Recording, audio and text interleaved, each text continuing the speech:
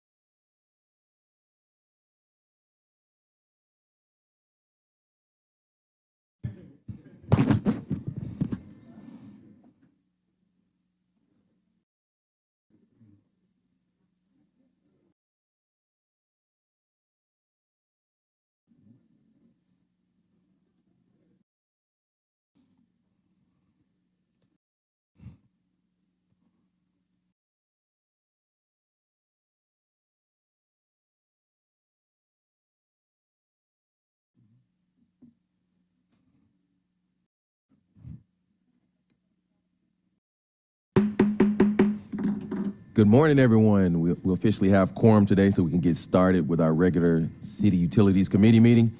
I'm Jason Winston, Chair of the committee. I am joined to my immediate right by Vice Chair, Councilmember Andrea Boone, and to her right, we have Councilmember Antonio Lewis, and to my left, we have Councilmember Jason Dozier. At this time, I will make a motion to accept the agenda. We have a second by Councilmember Lewis. Mr. Johnson, can you please open the vote? Vote is open. The vote is closed. 4 yeas, 0 nays. The agenda has been adopted. Thank you. And at this time, I will make a motion to approve the minutes. Do we have a second? Second by Councilmember Boone. Mr. Johnson, can you please open the vote? The vote is open. The vote is closed. 4 yeas, 0 nays. The minutes have been approved. Thank you. And at this time, we'll open the meeting up for public comment. Do we have anyone signed up today? Mr. Chair, we have no one signed up for public comment. Okay. Seeing that we have no one signed up today, we will proceed with the regular agenda. Section F, ordinance for second reading, item number 1-23-0-1460, an ordinance by City Utilities Committee authorizing the Chief Financial Officer to amend the FY 2024 Series 2021 Water and Wastewater Commercial Paper Notes budget in the amount of $15,000.00 to transfer funds from the watershed reserves for appropriations and add funds to the CIP, A&E projects and for other purposes. Mr. Chair, the department requests that this item be held. Colleagues, we have a request to hold this item. Just wanted to see if there was anyone from DWM that could just speak to why we would like to hold this at the time.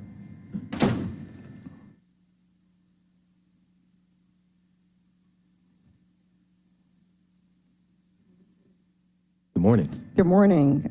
So this legislation is going to be held. We've got another companion paper that will assign dollar amounts to each of the individual 6 contracts. Okay. Thank you. Any questions or comments from colleagues? Seeing none, we have a motion from Councilmember Dozier. We have a second by Lewis. Mr. Johnson, can you please open the vote?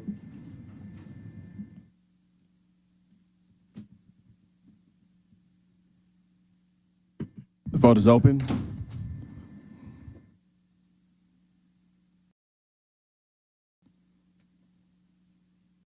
The vote is closed. 5 yeas, 0 nays. The item is held in committee. Thank you, Mr. Johnson. Before you proceed, I'd like to just announce that we've been joined by Council Members Michael Julian Bond and Councilmember Howard Shook. This text is Section G resolutions. Item number 2, 23R4040, A resolution by Councilmember Alex Warren granting the local governmental approval required by Georgia rules for safe drinking water section listed herein to install, operate, maintain a public drinking water system in the Georgia Institute of Technology's Candida Living Building in accordance with the Georgia rules and the applicable city code and for other purposes. Thank you. Mr. Chair, this item will need to be amended. The amendment attaches Exhibit A, which is the Georgia Institute of Technology's compliance letter. Colleagues, I'll go ahead and make a motion to amend. We have a second by Councilmember Dozier. Can you please open the vote?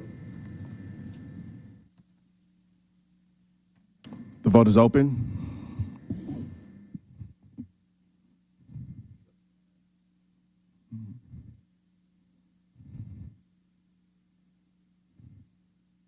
The vote is closed. 6 yeas, 0 nays. The item is amended. Thank you. Deputy Commissioner Alex Mahoja. Good morning, Mr. Chair, council members. Alex Mahoja, Office of the Watershed Protection. This is a request to authorize the Georgia Institute of Technology to operate a separate public water system within the city of Atlanta, this Council District 3. Since 2016, Georgia Tech has coordinated with the Georgia Environmental Protection Division, EPD, and has secured an approved public water system permit number 1210041 to operate a water treatment system and distribute treated water within the Kendera building. In 2019, the Georgia Tech completed construction of the Kendera Living Building, the most environmentally advanced education and research facility in the Southeast.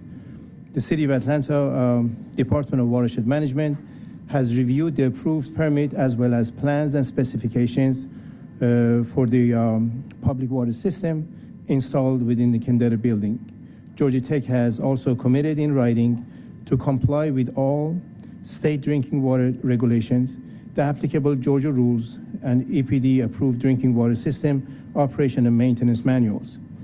Georgia Tech has further committed to comply with all requirements within the City of Atlanta Code, including but not limited to installing backflow prevention devices to prevent drinking water treated by the Kendera building from entering the City of Atlanta drinking water distribution system. Thank you. Any comments or questions from my colleagues? Just have one. Do you know how many similar agreements we have throughout the City of Atlanta, just off the top of your head? Council, at this time I don't, but Okay. I can find out. Okay, thank you. We have a motion by Councilmember Dozier to approve as amended. We have a second by Councilmember Lewis. Mr. Johnson, can you please open the vote? The vote is open. The vote is closed. 6 yeas, 0 nays. The item is favorable as amended. Item number 323R4136, a resolution by City Utilities Committee authorizing the mayor as designee to enter into a memorandum of understanding with Wellspring Living Incorporated on behalf of the Department of Watershed Management for the purpose of providing graduates of the Wellspring Living Women's Academy and an apprenticeship position with the Department of Watershed Management to facilitate career development of participants in an amount not to exceed $35,000 for each year of the agreement. All contract work will be charged to and paid from the fund, department, organization, and account numbers listed herein and for other purposes. Thank you. Mr. Williams. Hey, good morning, Chairman Winston and council members. My name is Donald Williams. I serve as the Chief Administrative Officer for the Department of Watershed Management. And the purpose of the legislation is to continue the strategic partnership with Wellspring Living, and particularly the Wellspring Living Women's Academy. And just a couple points. As you know, Wellspring Living is dedicated to transforming the lives of those at risk or victimized who have been victimized by sexual exploitation. Wellspring Living has been serving survivors of childhood sexual abuse and exploitation since 2001 and remains devoted to safeguarding and empowering domestic sex trafficking victims and those at risk to develop the courage to move forward and the confidence to succeed. The Women's Academy is seeking to develop a strong and diverse network of partnerships with organizations who are willing and able to provide paid apprenticeships to their participants after they complete their career readiness program.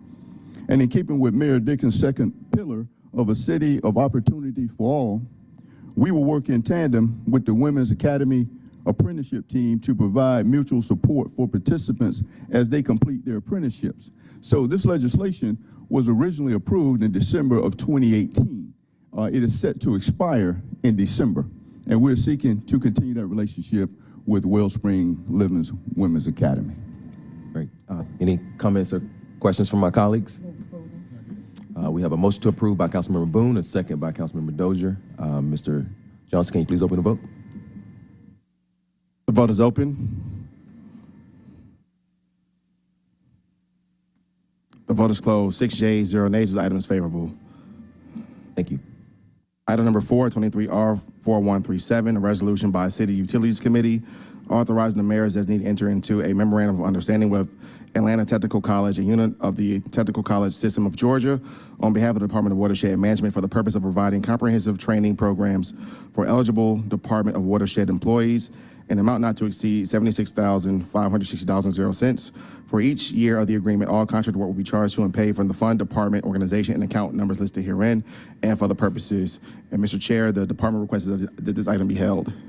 Thank you. Mr. Williams, would you like to speak to why this item is requested to be held? So we requested for it to be held because in the course of just a normal review and the MOUs that we drafted after it went through the legal review, Atlanta Technical College had some questions about certain things that were in it, so they asked us for more time so they could be reviewed by the National Association of Technical Colleges.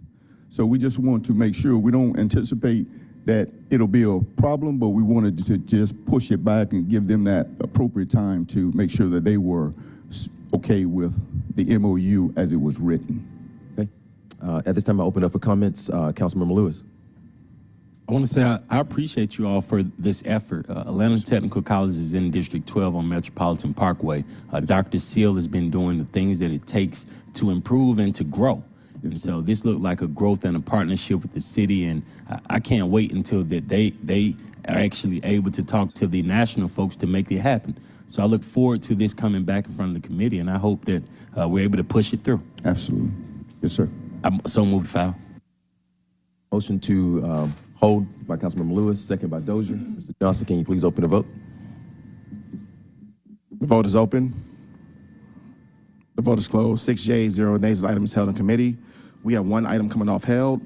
Item number 8, 23R3984, a resolution by City Utilities Committee authorizing the mayor or his designee to execute agreement number as listed herein, Custer Avenue Multi-Benefit Capacity Relief Project, Design Build Services Phase 1 with Ruby Collins Benchmark Joint Venture, LLC, on behalf of the Department of Watershed Management for a term for Phase 1 to commence from the date a notice to proceed is issued for a period of 240 calendar days, an amount not to exceed $7,273,919.0. All contract work will be charged to and paid from the fund, department, organization, and account numbers listed herein and for other purposes. And Mr. Chair, this item will need to be amended to attach the IPRO report. I'll make the motion to amend to attach the IPRO report. You have a second? A second by Shook. Mr. Johnson, can you please open the vote? The vote is open.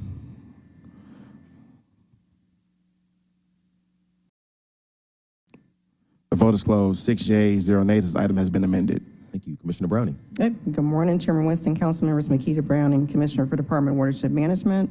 Purpose of this legislation is to execute an agreement for the Custer Avenue Multi-Benefit Capacity Relief Project with Ruby Collins Benchmark Joint Venture on behalf of Department of Watershed Management for a term for Phase 1 to commence on a date of notice to proceed for a period of 8 months, an amount that has been requested.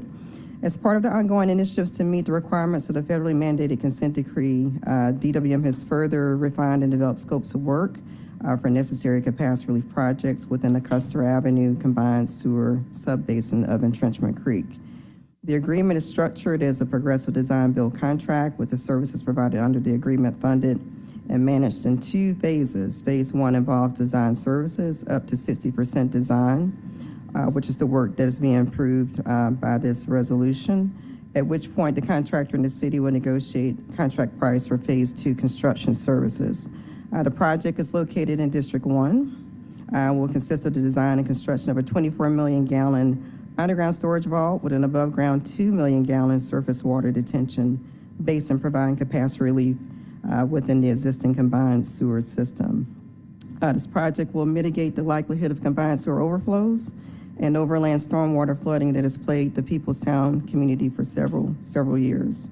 This legislation will allow Department of Watershed Management to fund Phase 1 again and continue to upgrade to the city's sewer system in accordance with the consent decrees.